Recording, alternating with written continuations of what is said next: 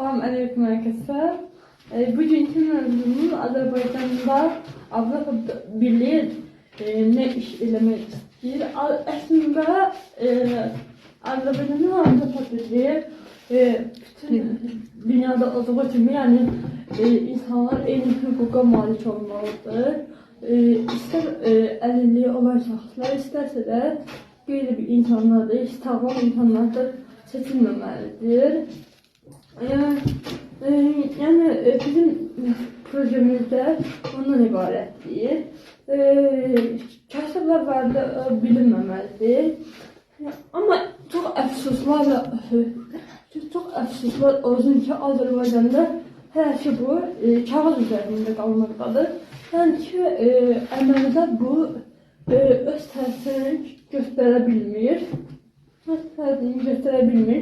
Azərbaycanda əlillərə iş verilmir, yəni ki, əlillər arxa planında qalır. Amma halbuki Avropa Birliği bunu tələb eləmir. Avropa Birliği onu tələb edir ki, əlillər